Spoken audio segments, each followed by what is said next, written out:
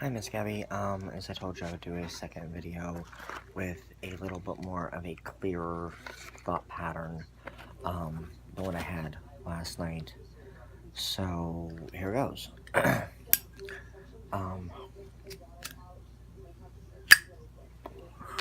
Minecraft, as I had said in the previous video, is, harm none, I take no shit. A lot of people abide by the threefold law, okay?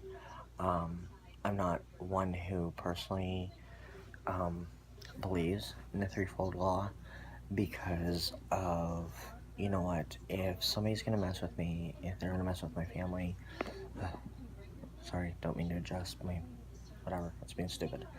Anyhow, if somebody's gonna mess with me, they're gonna mess with my family, then, or friends, whatever, then at that point, if they're a loved one of mine, then yeah, I'm going to do what I need to do to say, okay, motherfucker, I'm putting you in your place. I do apologize about the foul language, but as you know, we've talked, I speak my mind. It's just me, whatever. Luciferianism or Luciferian witches do not bother me, they don't faze me. I'm open-minded enough to basically, look at their way of the craft and, have an open mind about it. People who don't have open minds and don't expand their mind, in my opinion, are basically just hypocrites. Whether you follow the Christian God, whether you follow the Wiccan religion, the pagan religion, whatever religion you follow, Buddhism, whatever. If you don't follow your path and have an open mind to learn about other paths out there,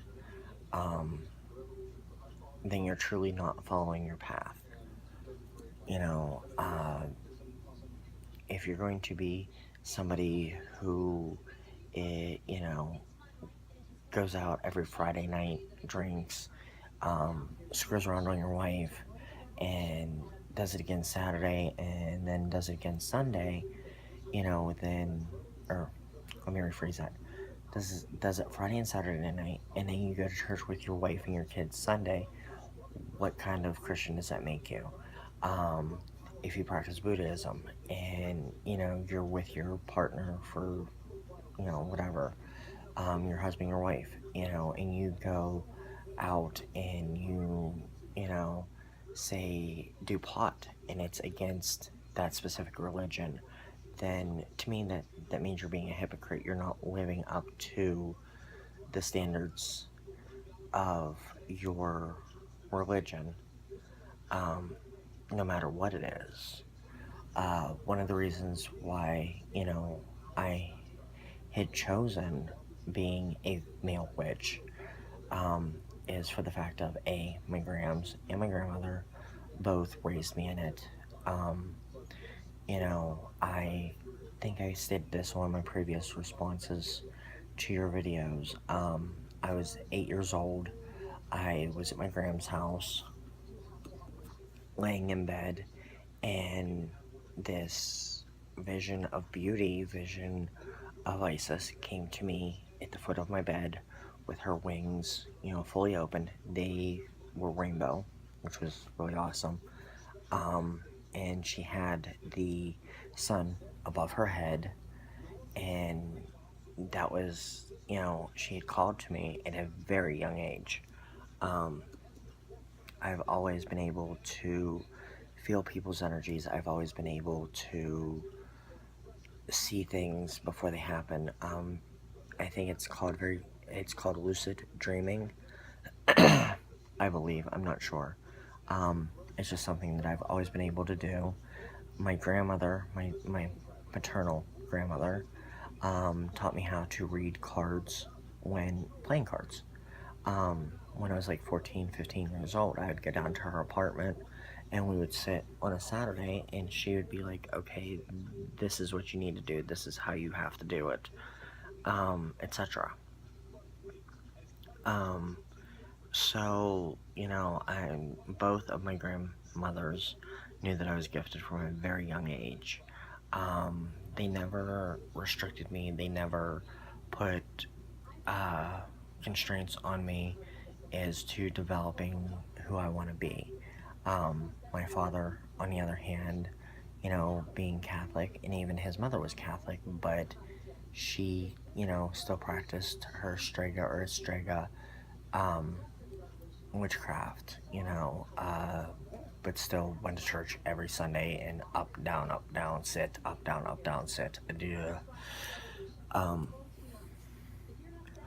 he felt that, having structure in my life and sending me to Catholic school would help me. Well, the only help that I truly got was being able to explain to a Christian um, and bring it down to something that they can understand as far as, my craft itself. Um, and not be condescending or abrasive about it. Um, and yes, I apologize. Another night of work, and I'm a hot mess. It is now actually 10 after 5 in the morning Eastern Standard Time. I have not been to bed yet. I've been up since 11:30 yesterday morning. So, but this time I gathered my thoughts and talked to a couple friends, and, I pulled everything together, which is a good thing. Um, but I've, even within the craft, I've had people look down upon me because of being gay, and they said, well, you have to be a straight male to practice the craft. I call bullshit. um, One thing that my mother taught me, because her being part Native American, I think she was like a quarter, I believe. um, Her father was half, so I guess that would make me an eighth, maybe? I don't know. Um, but anyways, the point being is that her father told her that according to Native American belief system, if I'm quoting this right, don't crucify me for getting it wrong, that a gay male or a gay female is a dual spirit trapped in one body, and are very unique, very gifted, and they're able to commune with not only um, the ancients, or the people who have passed on before them, but they're basically two spirits within one body, and I think that that's really cool. Um, my mother, growing up, she took to the craft. Even though my grandmother was more, her mom was more of a kitchen witch type uh, practitioner. Um, the thing is that mom had dabbled in the darker arts, according to most people. Uh, she dealt with Baphomet. She dealt with, I would say, more Luciferian, like yourself, not Satanism. Um, Big difference from what I remember her teaching me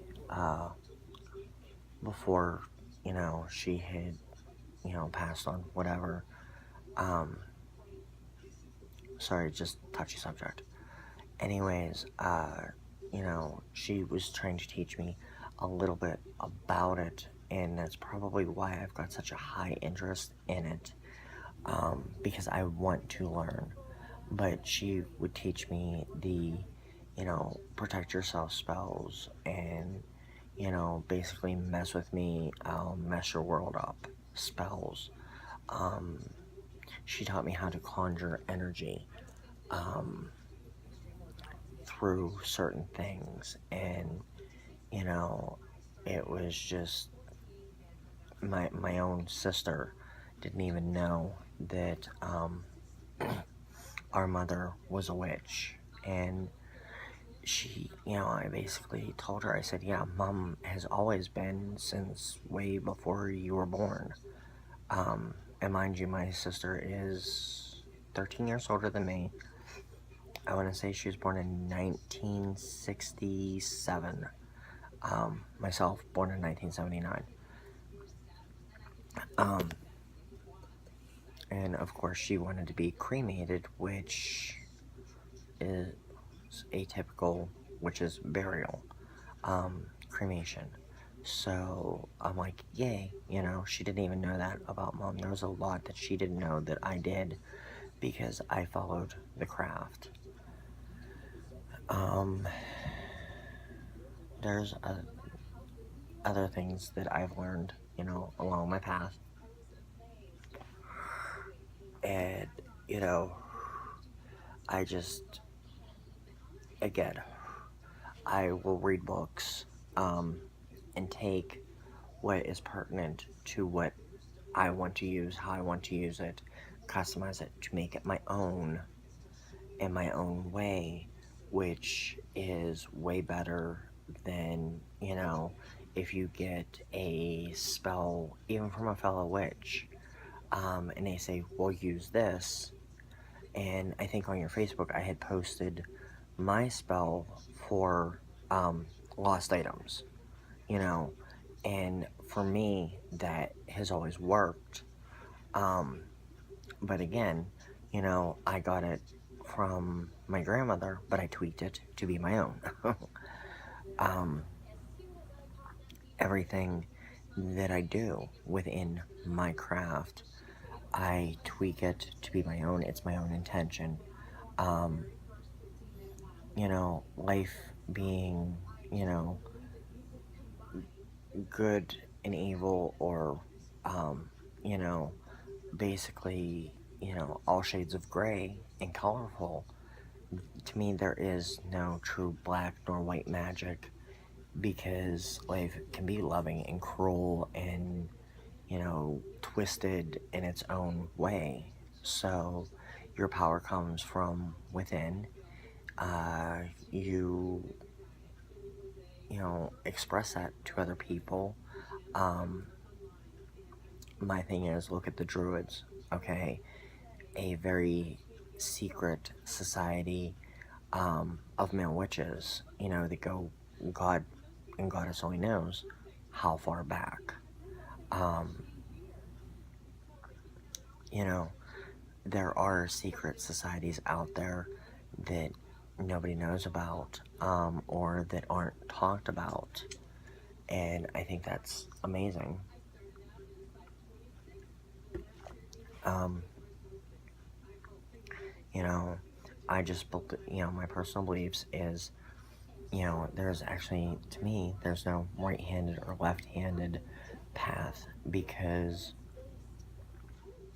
you are who you are. You're either going to be a, as I like to say, fluffy la-la Wiccan that believes in the threefold rule, and, oh, well, this one's going to throw this at me, but I'm going to turn this cheek, so that they can bruise this side of my face versus this side, or you've got, the ones who get into practicing for personal gain spells, or, you know, bring me my lover back, or, and to me that is basic bullshit nonsense, or I want to hurt you because you've hurt me, you know, the true path, the true craft, yes, you make it your own, but stuff like that, vengeance, or, personal gain, to me is just nonsense. It's bullshit. Um, for the fact of, you know, it's not to be used like that. That's my personal view. You know, um, Now, if you broke up with an ex and they don't have any contact with you or whatever, um, and you want to, you know, you're not controlling them, but you want to open their heart, open their mind, to open those lines of communication. And you can even do that even if you're in a relationship, because you're not bending their will. You're just doing, you want them to open up. And to me, that is not, you know, bending somebody's will to meet your own. I have a spell that I use for friends of mine. If they're having, if I've got this friend and this friend, and they're having, like complications, and, a lot of them will come to me for, I'm having problems with, so and so, and I'm having problems with so and so, and, we need to end them. We need to figure out a way to put, to squash this bullshit, to put it behind us. What, I'll do for them is a spell to, for both parties. Open your heart, open your mind, open the lines of communication, hear each other out. Um, I've never used my craft for personal gain. Excuse me, I have an itch. Oh, better. Maybe. Uh, but, again, very little scares me, very little bothers me. I love who I love, which are a lot of friends. Not a lot, but enough that, I have my close circle of 4 or 5, I'd say maybe a total of 10 friends that I will talk to and deal with on a daily basis. Um, you know, I've done stuff for other people, and of course, if I'm helping you, fine. But if you're trying to do it for personal gain, I will immediately slam the door in your face and be like, no, I do not do that. I don't do love spells to control people. I do not do spells to, you know, um, bend the will of anybody to what they want. Um, I ended a 5-year relationship in 2013, the same year my mom died. As a matter of fact, it was 2 months before my mom died. Um, I had to end the relationship because um, it wasn't a healthy situation. Did I go and cast a spell to bring him back to me, or, to be with him again? No. Yeah, it hurt like a son of a bitch. Um, but one thing that I did do was cast a spell to keep the lines of communication open, to keep us to be able to be friends.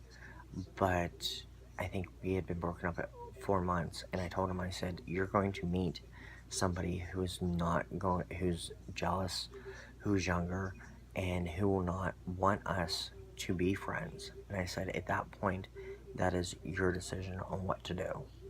And of course, I haven't heard from him, whatever.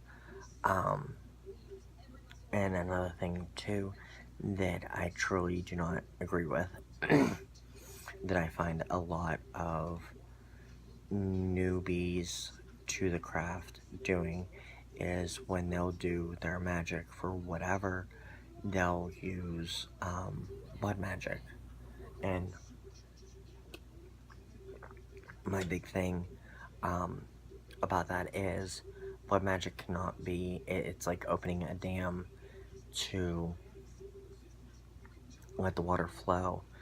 How do you stop it? You don't. There's no way to stop any spell, let alone blood magic, because it's your essence, it's you. you know People, if they, if you're sending a hex using your own blood, you know that person is going to realize that it was you who sent it to them or sent it at them. Me, I have what my grandmother used to call a true witch's nose. I will smell things, like if people are, you know, being negative or sending negativity my way. I will smell it before I sense it, and I will sense it, usually within a short time after I smell it. But I've also had friends who practice the craft who have sent me positive energy and positive things my way, and I can smell them. They have a certain signature scent. One of my friends who's very close to me, her and I send positive energy towards each other, back and forth. Her being a single mom and, me being in the situation that I'm in, it gets really, really difficult sometimes. And when we need to be uplifted or whatever, we'll send positive energy. And I'll smell her. She has a distinctive smell of tiger lilies mixed with patchouli, because she's a very earthy bound witch, and tiger lilies, meaning strength. So, tiger meaning strength, period, end of sentence. And I really, enjoyed her company, and I cannot wait to move closer to her. It's going to take a little bit of time, but things are coming. Just like tonight, I rarely read my own tarot cards because sometimes I can get the message not completely truly heard. I find that it's very hard for me to read my own. Now I read you, spot on. I've had people come to me and tell me straight up, I'm probably going to be the one of the hardest reads that you've ever had, and I will know them to a T and what is going on in their life and what is going to happen. And a lot of my friends have, referred other people to me, and, I know them right on, and I don't do, trying to think, I don't do the textbook meaning of the cards. It's what the card represents to me and what my spirit tells me that it is meant to be in with their reading. There is a certain name for that. I'm not sure what it is off the top of my pointed head. Although, yeah, I got a couple points up there. Anyways, I look forward to talking to you again. I did see that you had commented. Thank you very much. And it's very much appreciated, my dear lady. Like I said, I've idolized you and, a few others who I've named before, for getting me back to being on my path of being an eclectic witch. And that's the other thing that I wanted to touch base on was that a lot of people, and I notice you will put witch on a budget in a lot of your videos. Yeah, I mean witch on a budget, to a degree, but to another degree, I'll go to like Goodwill, dollar stores, and I will find stuff, for my altar or somebody else's altar, that says, buy me, I would be good for you or I would be good for that person. My very first altar when I was 14 years old, I got most of the things for it from Goodwill, secondhand stores, stuff like that. Because again, being 14, you have to take your allowance um, to, you know, purchase what you want, which my mom never had a big deal about. Um, she actually preferred it that way because is people would come over, and if she would show them, well, this is around the house, or family would come over and just peek into my room or whatever. It wasn't to the obvious eye that that's what it was.